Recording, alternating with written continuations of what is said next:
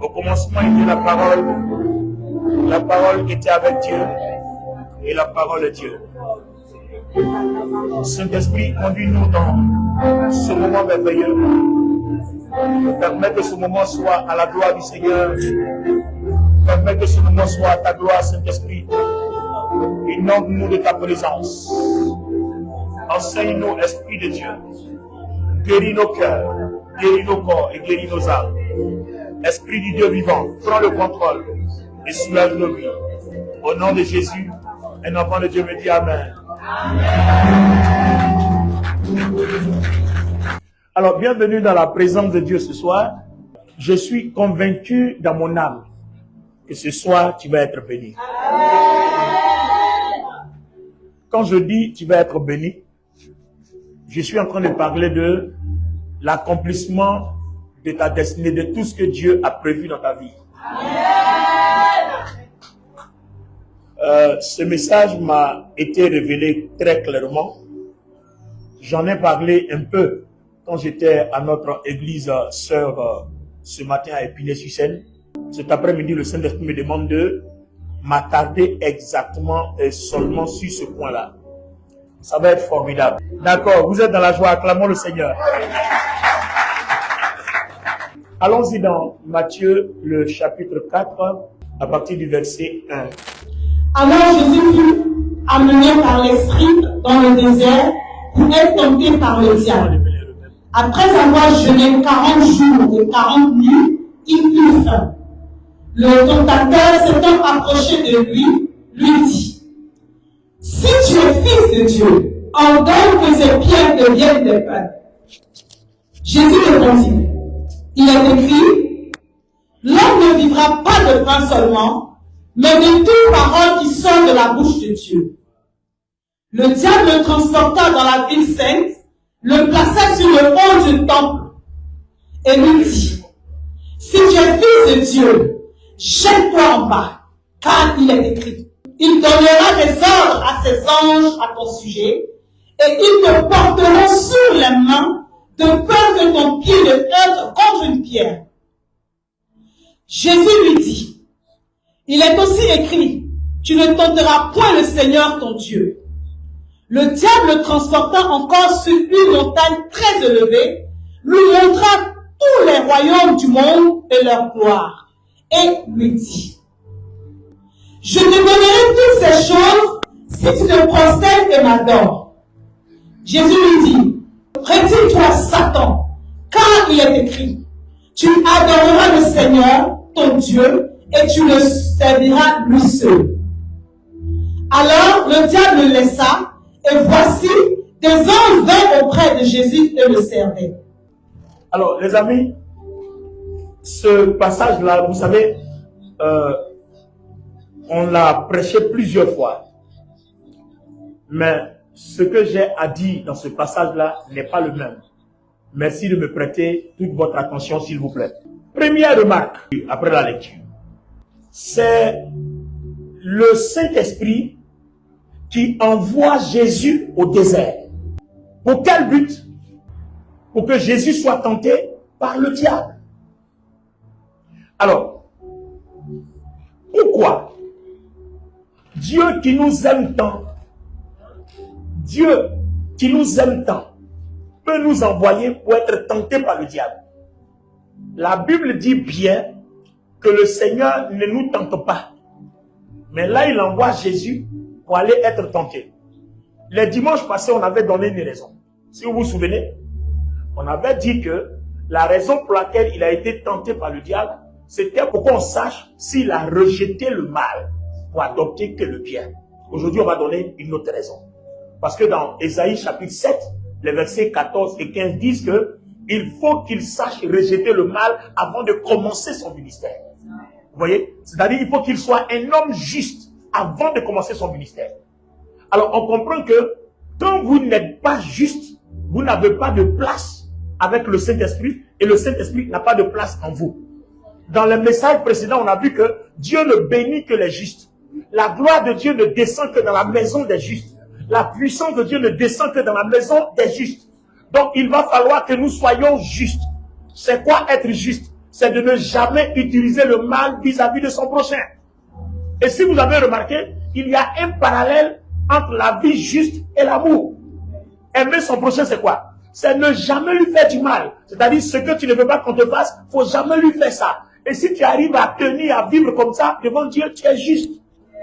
Maintenant, n'oubliez pas que le même verset dit, tu aimeras d'abord Dieu, le plus grand commandement, et puis après, tu aimeras ton prochain, le plus petit, mais qui lui est semblable. Donc aujourd'hui, là, c'est une affaire de aimer Dieu. On comprend aussi que il y a aussi la justice envers son prochain, mais aussi la justice envers Dieu. Parce que n'oubliez pas que si Dieu doit vous juger, il vous jugera en fonction de sa justice. Il n'y a pas un mot, une autre façon de vous juger. Il vous juge en fonction de sa justice. Alors, nous voulons voir un peu, entre Dieu et nous, comment se calcule cette justice-là. Revenons dans notre texte. Le Seigneur Dieu, Jésus sort du baptême, d'accord? Et puis il le prend, il l'envoie au désert pour aller rencontrer le diable face à face. Il y a un duel. Celui qui a gagné cette bataille-là a gagné le monde. Parce que Jésus était le sauveur ultime. On a envoyé Moïse avec la loi. Ça n'a pas pu nous sauver. Donc Jésus était le dernier sauveur. Si Jésus échoue, le monde appartient au diable. Donc, après avoir été formé pendant 30 ans, on l'envoie au désert pour aller le tester, pour voir s'il a rejeté le mal. C'est pour cela qu'à la sortie du désert, dans Luc 4, 18, il dit, l'Esprit du Seigneur est sur moi, il m'a point pour. Donc, quand il a vaincu le diable dans le désert, il sort, on lui a présenté toutes les richesses, il a renoncé à tout ça, il a accepté et épousé la volonté de Dieu. À ce moment précis-là, le Saint-Esprit maintenant se pose sur lui, j'ai dit, se pose sur lui. Il y a donc le revêtement de puissance. On dit maintenant, va, les aveugles verront, va, les sourds entendront, va, les morts ressusciteront, va, les boiteux marcheront. Vous voyez, c'est à un certain niveau. Donc, Dieu ne pourra pas t'accorder le revêtement de puissance jusqu'à ce que tu rendes témoignage que tu as rejeté le mal. Amen. Vous voyez, la Bible est formelle. Hein? C'est pour ça que il dit, si on te tape sur la joue gauche, donc la droite. Bon, les amis, c'est humiliant qu'on te tape sur la joue gauche devant ton mari ou devant ta femme ou devant tes enfants, devant tes parents, devant tes collègues. On t'a tapé et puis cadeau, gratuit, tu es humilié et puis tu peux rien faire. Ça fait honte. Donc la tentation de rendre l'appareil est plus forte à cause de tout ce qui nous entoure. Que diront les gens qui nous regardent? On n'a pas dit que, tu vois, on ne parle pas mal de toi, tu es fort. Mais celui qui est spirituel va dire, Dieu m'a dit, il m'a interdit de me servir du mal contre mon prochain. C'est vrai, on m'a tapé, mais il m'a demandé de donner la gauche. Pas parce que je dois placer l'autre pour qu'on tape encore, non, de laisser tomber. Parce que quand je laisse tomber, c'est alors que la gloire de Dieu devient plus forte et plus puissante sur ma vie. Les amis, il y a un choix à faire. Entre rendre et laisser tomber pour que la gloire de Dieu soit plus forte, quel est le choix que tu fais? Si tu perds la gloire de Dieu, tu perds tes grâces. Si tu perds la gloire de Dieu face au diable et aux autres adversités, il n'y a personne pour te défendre. Si tu perds la gloire de Dieu, tu vas aller au travail, tu vas demander au Seigneur, accompagne-moi dans cet entretien. Il ne t'accompagnera pas. Parce que tu as choisi de régler tes comptes toi-même. Voilà le problème. Donc quand je fais mon choix, alors je n'ai plus honte parce que je sais pourquoi j'ai fait ce choix-là. Donc, il y a un choix à faire. Daniel, à la cour de Nebuchadnezzar, ses amis Shadrach, Meshach, Abednego. Voilà une table royale. De nos jours, qu'est-ce qu'on fait? Nous nous disons que nous avons Jésus, donc nous devons être milliardaires, nous devons être puissants, nous devons être glorieux. C'est ça notre ambition. Hein? C'est tout notre objectif qui est là.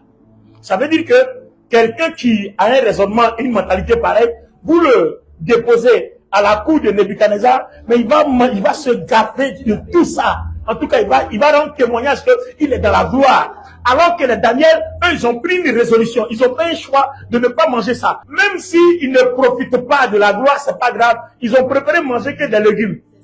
Au bout de 10 jours, la gloire de Dieu était remplie sur eux et en eux, de telle sorte que le revêtement de puissance était à un niveau puissant. Dieu leur accorda grâce, intelligence, faveur. Et ils surplantaient tous les jeunes gens de leur génération, mais qui mangeaient la nourriture du roi. Et ils se sont nourris que de légumes. Les amis, il y a quelque chose à faire. Il y a un constat à faire. Alors ce constat-là, je vais le mettre en parallèle avec notre test. Le Seigneur Jésus conduit Jésus au désert. Est-ce qu'au désert, il y a quelque chose de bon? Non, dites-moi. Qu'est-ce qu'il y a de bon dans un désert? Il n'y a rien de bon. Il y a le désert, il y a les serpents, il y a tout ça. Mais c'est là-bas que Dieu décide d'envoyer son fils. Alors, quand il envoie son fils au désert, quel est le but? Dieu a décidé que le diable le tente. Pour faire quoi? Parce que il doit prouver quelque chose. C'est sa mission. Donc, la mission qui est attachée à Jésus-Christ doit passer par le désert avant de commencer dans le monde. Amen. Donc, je retiens le mot mission. La mission doit passer par le désert avant de commencer dans le monde. Alors, les amis, nous là, quelles sont nos prières? Quand nous nous mettons à genoux, Seigneur, je veux un mari, je veux une femme, je veux du travail, je veux de l'argent, je veux une voiture, je veux une Mercedes, je veux une maison. Seigneur, les païens sont bénis, ils ont des guettes, nous on n'a rien. Mais je vous pose la question. Est-ce que parce que les païens ont des guettes, qu'ils sont devant Dieu plus bénis que toi? C'est ma question. En tout cas, moi j'ai lu dans ma Bible. Hein. Je pose ma question en fonction de ce que je lis dans ma Bible. Je ne sais pas si on a la même Bible, mais la Bible qu'on a lue tout à l'heure, je pose ma question en fonction. Est-ce que parce que quelqu'un est marié, toi tu n'es pas encore marié, ça veut dire que Dieu aime la personne là plus que toi, ou bien que Dieu a béni la personne là plus que toi?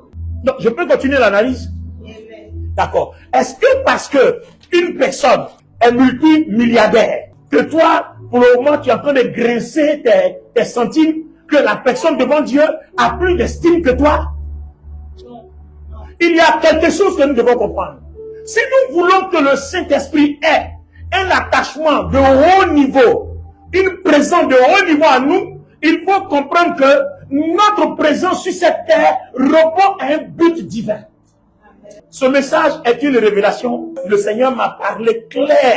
Il dit, parle à mes enfants. Parce que beaucoup font des prières qui ne me plaisent pas et je ne réponds pas à ça. Le Seigneur m'a parlé clairement. Il parle à mes enfants. Beaucoup font des prières. Ces prières-là ne m'intéressent pas. Ça ne me plaît pas. Je ne réponds pas à ça. Vous comprenez? Dites-moi à l'époque de Jésus, révérend Bonny, est-ce que Jésus avait jet privé? L'homme le plus puissant de la terre, avait-il une Mercedes? Même vélo n'avait pas. Il marchait. Pourtant, c'était l'homme le plus puissant du monde. Il était le fils de Dieu. Est-ce ça dit qu'il n'était pas béni? Répondez-moi. Est-ce ça dit qu'il n'était pas béni? Comme il n'y a pas de Mercedes, comme il n'y a pas de jet privé, comme il ne voyage pas en première classe, il ne voyage pas en business class, est-ce ça dit qu'il n'est pas béni? Pourtant, quand il lève la main, les morts ressuscitent. Quand il parle, les aveugles voient. Quand il parle, les voix. Donc, dites-moi, les amis, qu'est-ce que nous voulons? Lui, il était rempli du Saint-Esprit. C'est la Mercedes nous voulons ou c'est le Saint-Esprit? C'est la première classe, voyage en business class nous voulons ou le Saint-Esprit? Il y a un choix en fait. Qu'est-ce qu'on veut en fait? Qu'est-ce qu'on veut? Donc, c'est le Saint-Esprit que nous voulons, parce que si nous avons le Saint-Esprit nous dirigera dans tous les plans de Dieu, mais attachés à notre vie. Pourquoi? Parce que notre vie répond à un but divin. Amen. Ta vie, ma vie, répond à un but divin. Imaginez-vous que le Seigneur Jésus, pendant que Dieu l'attend au désert, il est en entreprise, en train de faire les affaires. Comment est-ce qu'il va ressusciter les morts? Parce que la résurrection des morts passerait par un revêtement du Saint-Esprit, mais qui dépendait de son passage après le désert. Enfin, son passage par le désert. C'est pas ce que nous faisons. Pendant que Dieu t'attend à l'est, toi tu es à l'ouest dans une opportunité d'affaires. Et cette opportunité d'affaires-là, tu la poursuis, tu ne la grattes jamais, tu ne la gagnes jamais. Et tu n'as pas encore compris que toi et Dieu, vous êtes en déphasage. Si nous voulons que le Saint-Esprit opère, aujourd'hui il y a une règle. L'amour que nous avons pour Dieu passe par l'exercice de la volonté de Dieu. C'est en ce moment-là que le Saint-Esprit s'investit en nous et de grands espoirs commencent à s'opérer dans nos vies. Il faut que nous retenions ça aujourd'hui. Nous devons retenir ça aujourd'hui. Aimer Dieu, être juste devant Dieu, c'est répondre à son appel. c'est répondre à sa volonté, c'est marcher dans ses pas, c'est marcher dans ses voies. Je vais vous lire Éphésiens chapitre 1. Éphésiens chapitre 1. Tout à l'heure, nous allons prier. Par la grâce de Dieu, on va beaucoup prier. Alors, Éphésiens le chapitre 1, le verset 3, je lis la parole. Béni soit Dieu, le Père de notre Seigneur Jésus-Christ, qui nous a comblés de toute bénédiction de l'Esprit dans le monde céleste en raison de notre union avec le Christ. Bien avant de poser la fondation du monde, il nous avait choisis pour que nous soyons saints et sans reproche devant lui, puisqu'il nous a aimés. Avant de poser la fondation du monde, ça veut dire quoi? C'est-à-dire avant de créer la terre, le ciel, la terre et tout ça, Dieu t'avait déjà choisi. Amen. C'est-à-dire ce que tu vas être, les bénédictions rattachées à ta vie, mais en privé. C'est-à-dire les bénédictions qui sont attachées à toi, pour le but divin que Dieu te donne sur terre, ne sont pas égales à mes bénédictions. Dieu peut permettre que moi je voyage en business class. Il va permettre que toi tu ne voyages jamais. Ça ne veut pas dire qu'au ciel ma place sera plus grande que toi. Ça ne veut rien dire. C'est par rapport au but divin qui est attaché à ma vie. Dieu peut permettre que vous ayez des voitures, des bonnes voitures, que moi je n'ai même pas un vélo. Ça ne veut pas dire que vous êtes plus béni que moi, ou alors que devant Dieu vous avez plus de gloire que moi. Non. Si ma vie est attachée au but pour lequel Dieu m'a appelé, que j'ai un vélo, c'est que c'est ainsi que c'est tracé. C'est-à-dire que c'est comme ça. Dieu est glorifié à travers moi. Maintenant, est-ce que tu vas accepter que, quoique pendant que les autres sont à Mercedes, ils prennent leur voiture, ça va, toi qui es tout le temps allé prendre le métro, train et tout ça, parce que tu n'as pas les moyens d'avoir une voiture. Est-ce que tu vas accepter ça? Est-ce que tu vas toujours continuer à glorifier Dieu? Est-ce que tu vas continuer toujours à payer ta dîme, faire des actions de grâce, malgré que c'est comme ça? Est-ce que tu ne vas pas murmurer? Si tu peux faire ça, tu as démontré que tu aimes Dieu. Amen. Si tu peux faire ça, tu as démontré aussi que tu fais la volonté de Dieu. Et c'est pour cette raison-là que le Saint-Esprit ne manquera jamais de sa présence dans ta vie. Il sera en toi, il sera avec toi et il sera sur toi. Regardez bien. Je prends un exemple. Alors, Bénédicte, ça n'a rien à voir avec toi, c'est juste un exemple. Je suppose que quand Dieu te créait, un peu comme Jérémie, je t'ai choisi, je t'ai établi prophète des nations. Si Jérémie vient qu'il veut être médecin, il va étudier. Comme peut-être il est intelligent, que les parents ont les moyens, ils vont payer des études de médecine à Harvard, il va faire. Maintenant, il va sortir. Chaque fois qu'il va opérer les gens vont mourir. Parce qu'en fait, c'est pas ça que Dieu l'a appelé. Donc, tout ce qu'il va faire là, il y aura toujours un problème dedans. Dieu fait ça pour l'interpeller jusqu'à ce qu'il comprenne que. Lisez Ézéchiel 3. Qu'est-ce que Dieu dit dans Ézéchiel 3? Il dit, si je t'annonce que le juste va mourir, c'est-à-dire le juste qui fait la volonté de Dieu, qui a commencé à dévier, si je t'annonce qu'il va mourir, que tu ne lui dis pas qu'il meurt, tu vas prendre son péché. Mais regardez ce que Dieu dit. Il dit, je dis au juste qui a abandonné sa voie, tu vas mourir. Donc moi Dieu, je mets expressement des embûches pour l'interpeller, qu'il est en train de dévier. Donc tu comprends que souvent quand tu es un vrai enfant de Dieu, il ne faut pas te comparer aux faux enfants de Dieu. Il y a des gens, des gens vont commettre un péché, ils sont à l'aise dedans, Dieu ne va rien leur faire. Mais toi quand tu vas mettre ton pied dedans,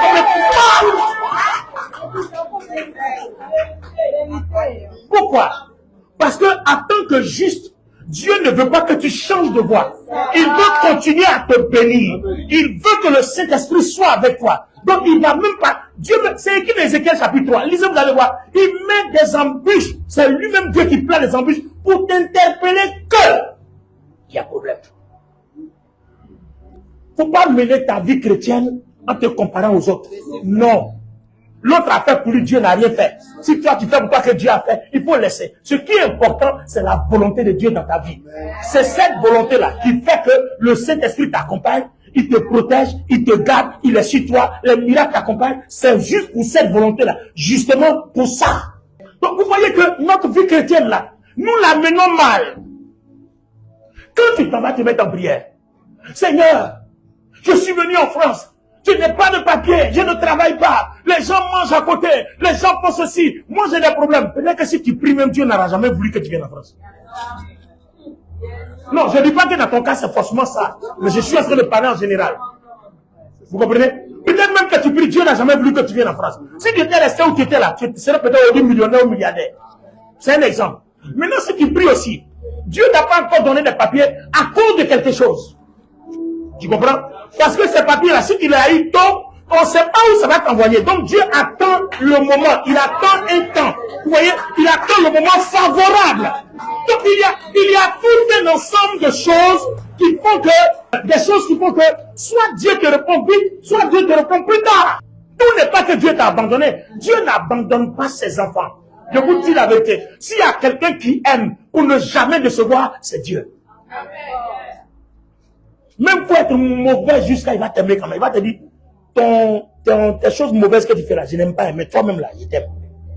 En fait, Dieu est le personnage qui sait faire la différence entre toi et tes choses que tu fais.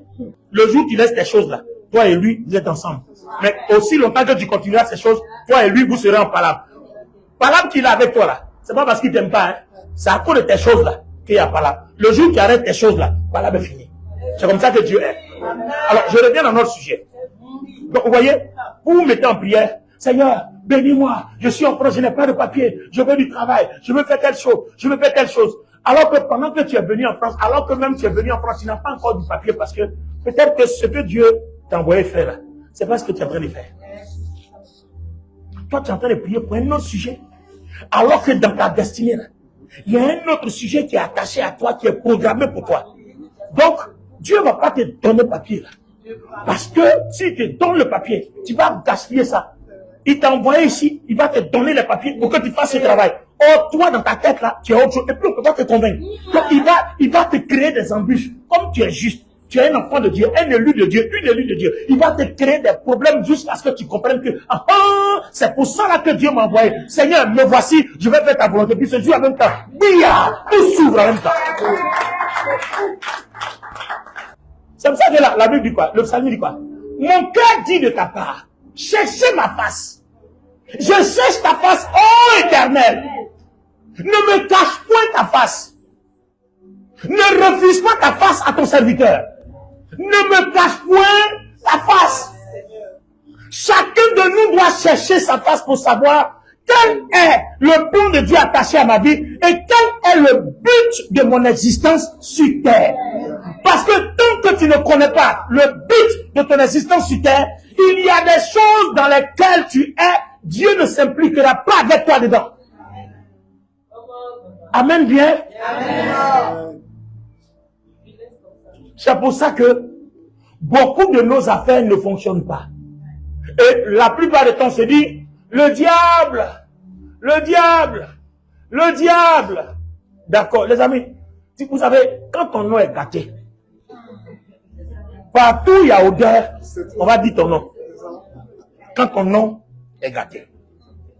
Généralement là, le diable même n'a même pas, il te voit même pas. Dieu t'a tellement caché, il ne te voit même pas. Mais toi, tu le vois. Lui, il ne te voit pas. Pourquoi donc tu le vois? Fais un effort pour ne plus le voir. Parce que Dieu t'a tellement caché qu'il ne te voit pas. Non, est-ce que Dieu parle à quelqu'un? Toi,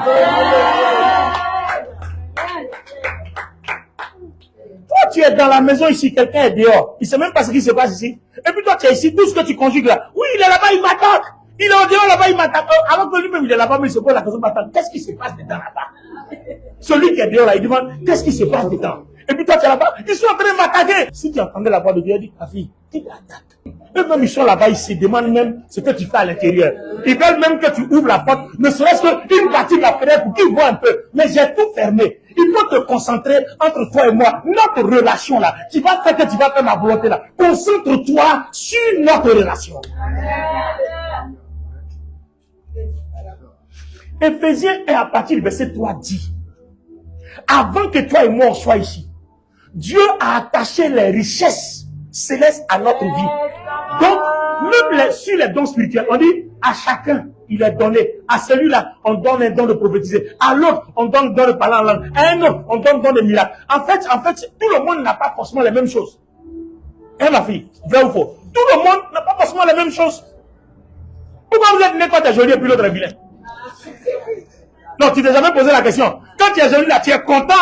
Mais est-ce que tu étais vilain, tu allais quoi? Tu allais maudire Dieu. Donc, Dieu ne donne pas tout.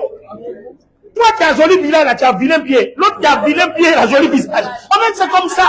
Tu aurais bien voulu que Dieu te donne aussi une grosse poitrine comme tout le monde. Mais tu ne peux pas avoir ça, tu ne peux pas avoir tout. Et puis ceux qui ont tout là, ils sont rares. C'est comme ça. Dieu a donné ça comme ça.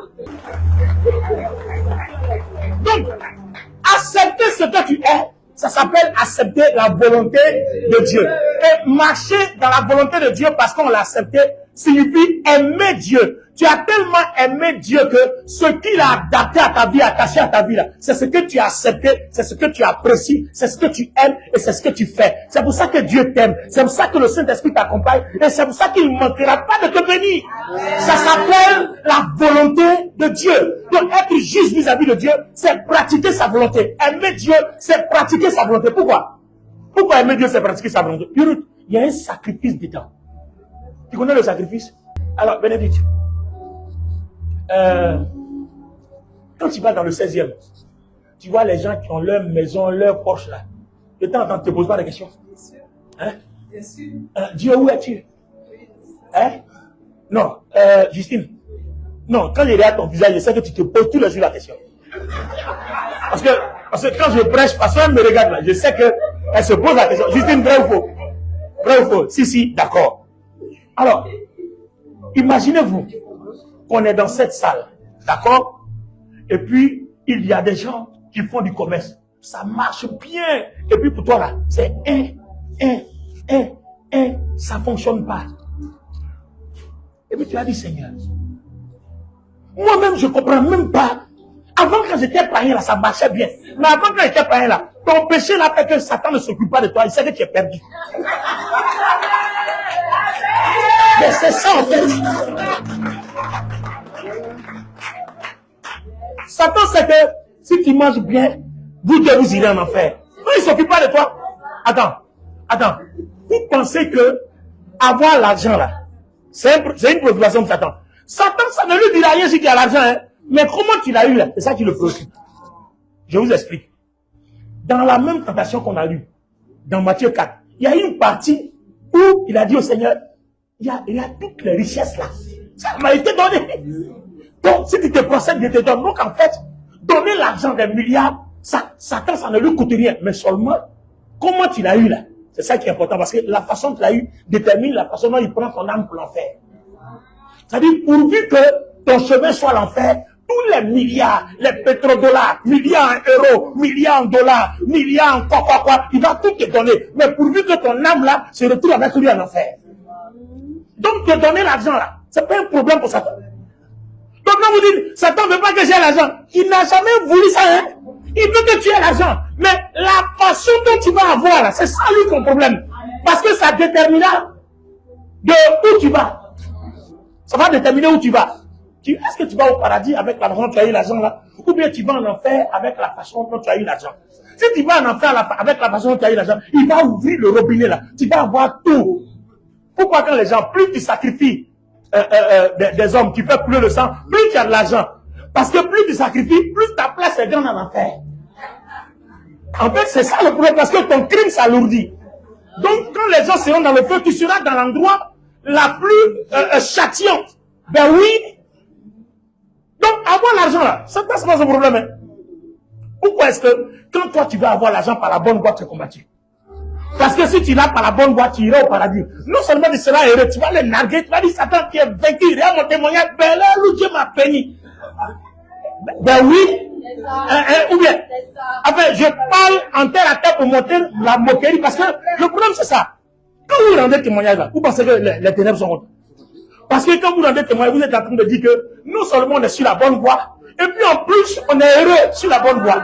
Donc, ce qu'il n'aime pas, c'est que tu sois heureux sur la bonne voie. Il veut que tu sois heureux sur la mauvaise voie, et lui, il est heureux avec toi sur la mauvaise voie, parce qu'il sait que ton âme là, vous deux vous allez en enfer. Voilà le problème en fait. Les amis, que tu as du travail, que tu n'as pas du travail, c'est pas ça le problème. Comment tu as eu ton travail? Est-ce que le patron a couché avec toi avant de t'embaucher? Ou bien est-ce que tu as été dans leur club de trucs là avant qu'on t'embauche? Est-ce que tu as donné ton derrière ou ton devant, peu importe, hein? excusez-moi, hein, avant qu'on t'embauche. En fait, la manière dont tu as eu la chose là, tu as eu ça comment? Tu es milliardaire, d'accord. Il faut t'asseoir, il faut nous dire comment tu as eu ça. Quand j'ai prié, et puis Dieu m'a venu. C'est comme ça que vous mentez aux gens là. Tu as prié comment? Faut nous dire. Non. Non, il faut avoir par la foi. Et puis maintenant, quand on rentre dans les détails, on se rend compte que on te fait quelque chose avant de te donner ça. C'est pas bien.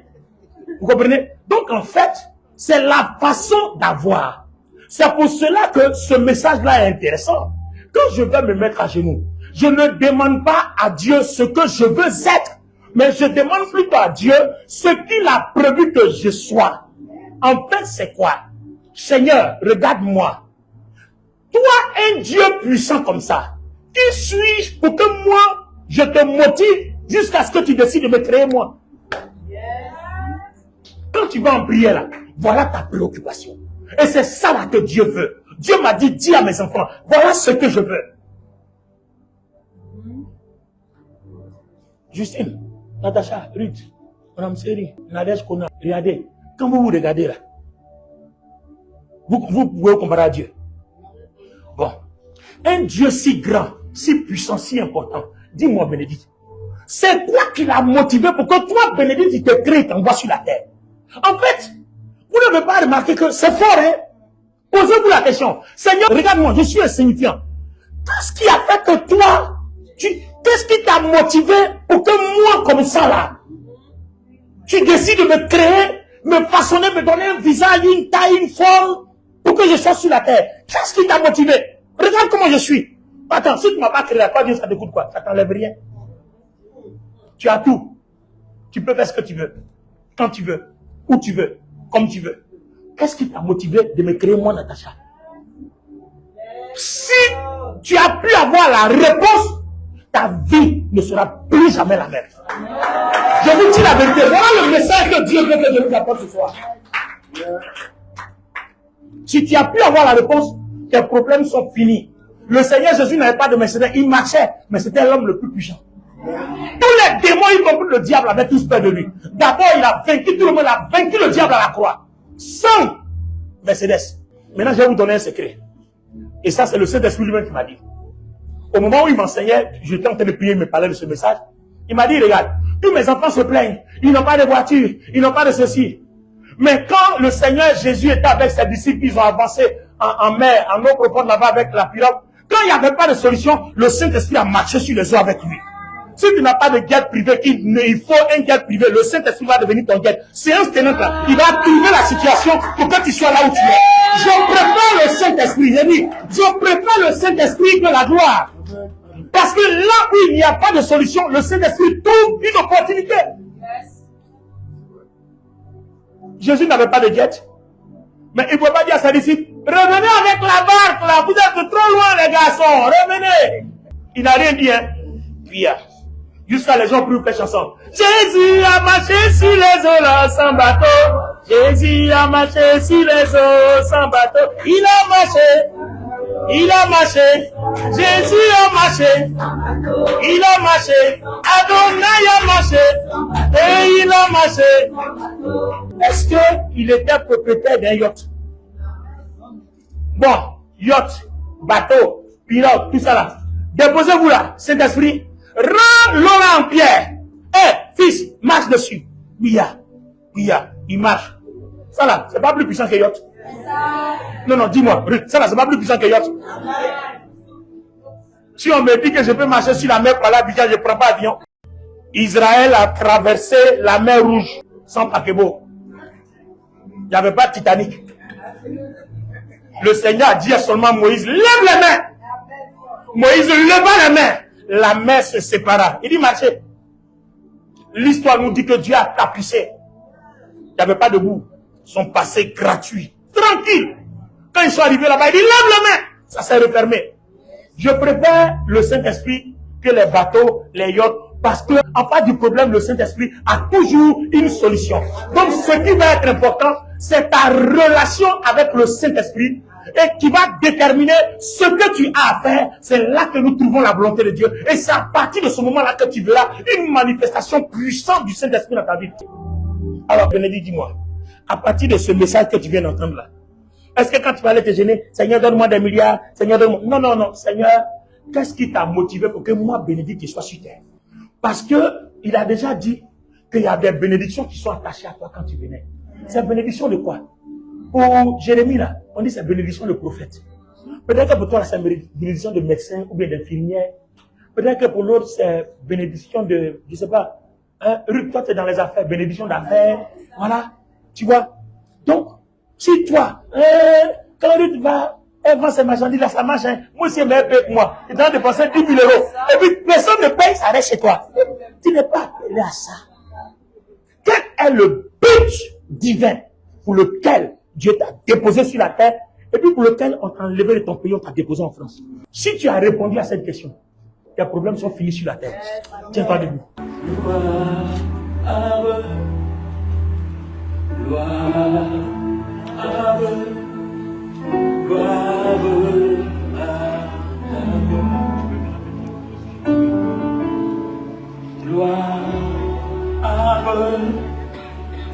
Gloire, gloire,